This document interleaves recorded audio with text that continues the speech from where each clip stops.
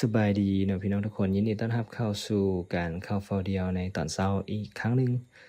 สำหรับตอนเช้าในมื้อนี้เนาะหัวข้อของข้าพเจ้าก็คือการแบ่งปันข่าวประเสริฐในหนทางที่ในวิธีทางที่ผู้คนสามารถเข้าใจได้เนาะซึ่ง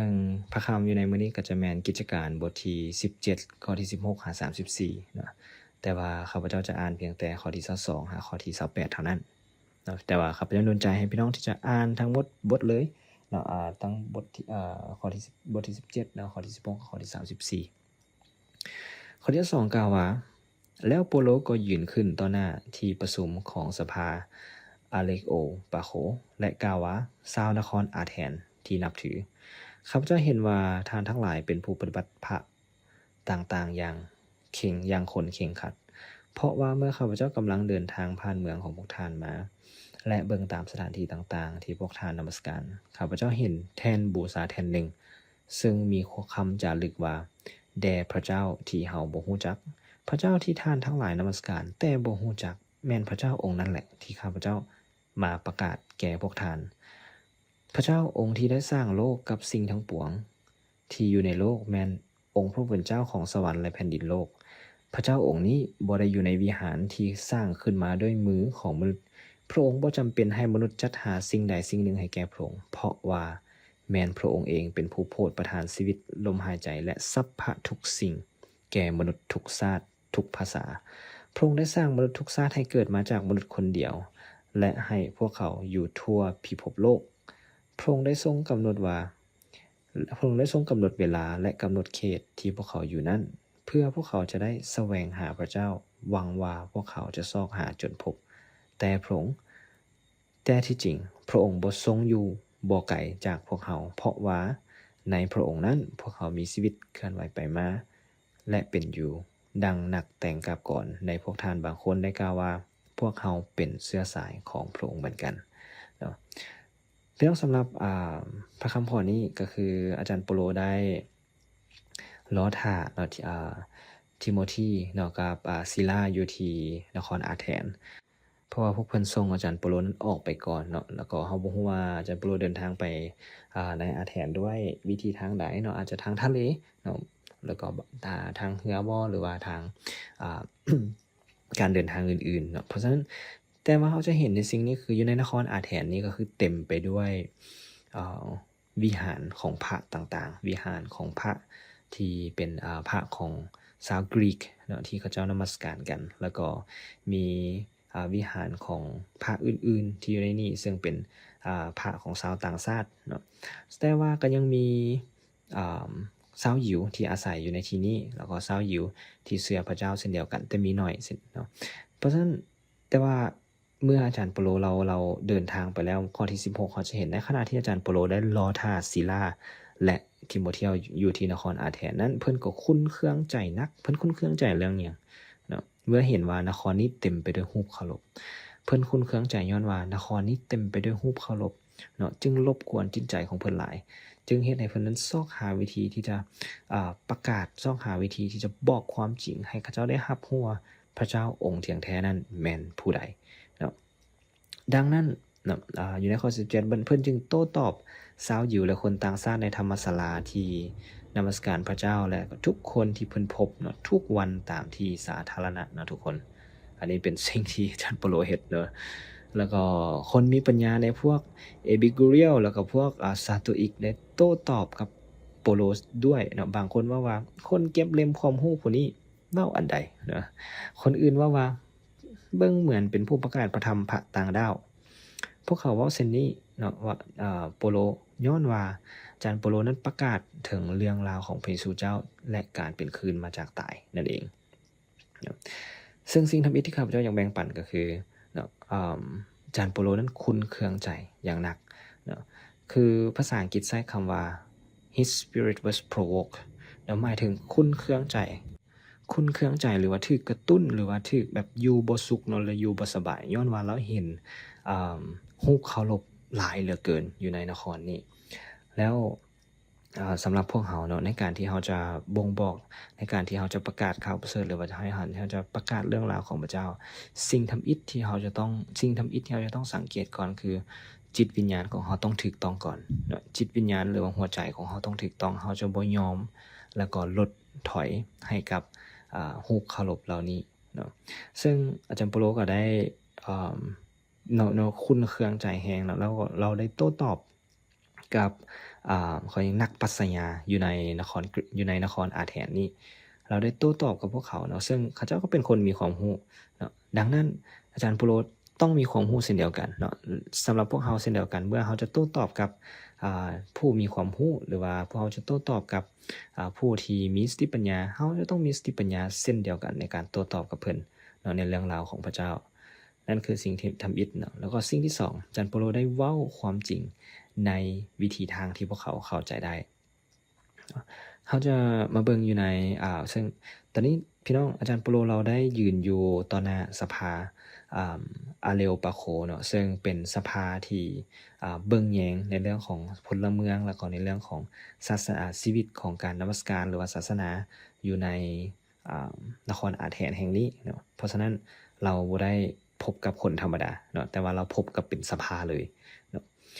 เพราะฉะนั้นเราจะมาเบิ่งเช่นเดียวกันคือสิ่งที่อาจารย์โปโลเราโค้ดหรือว่าเราเอามานี่เนาะบ่แม่นจากพระคัมภีร์เดิมแต่อย่างใดเพราะว่าเขาเจ้าเป็นคนต่างชาติเขาเจ้าบ่ฮู้จักพระคัมภีร์เดิมนี่เป็นสิ่งใหม่สำหรับเขาเจ้าหลายเนาะเป็นสิ่งใหม่สำหรับเขาเจ้าหลายซึ่งเราสามารถเบิ่งได้ว่าประชาชนอาเธนแล้วก็ชาวต่างดาวซึ่งอาศัยอยู่ที่บ่เคยเนาะเขาเจ้าแบบอยากฮู้เรื่องเนาะว่าสิ่งที่อาจารย์โปโลนั้นเว้านั้นหมายความว่าจังไดข้อที่20ข้อที่21เนาะซึ่งเขาเจ้าบ่ได้ใช้เวลากับสิ่งอื่นใดนอกจากเว้าแล้วก็ฟังสิ่งใหม่ๆซึ่งเขาเจ้าเปิดใจในการที่จะฟังเรื่องราวของพระเยซูคริสต์แล้วก็ข่าวประเสริฐนี้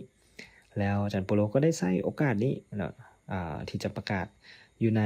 ข้อที่23เนาะเราจะสามารถเห็นได้ว่าอาจารย์โปโลบอกว่าเพราะว่าเมื่อข้าพเจ้ากำลังเดินทางผ่านเมืองของพวกท่านมาและเบิ่งตามสถานที่ต่างๆที่พวกท่านนมัสการและเห็นแทนบูชาแทนหนึ่งซึ่งจะเรียกว่าแด่พระเจ้าที่เฮาบ่ฮู้จักแล้วอาจารย์โปโลก็ใช้โอกาสนี้เนาะที่จะประกาศเนาะว่าพระเจ้าที่ข้าเจ้าบ่ฮู้จักนี่แด่พระเจ้าที่บ่ฮู้จักนี่แหละแม่นพระเจ้าองค์เที่ยงแท้เนาะ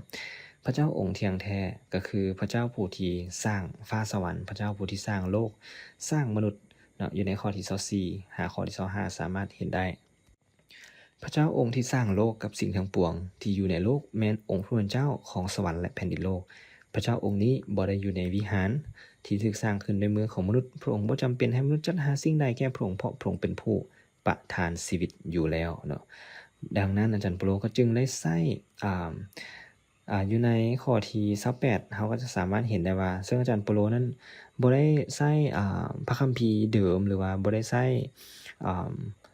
คำเว้าจากพระคัมภีร์เลยเนาะมาเว้าแต่ว่าอาจารย์โปโลนั้นใช้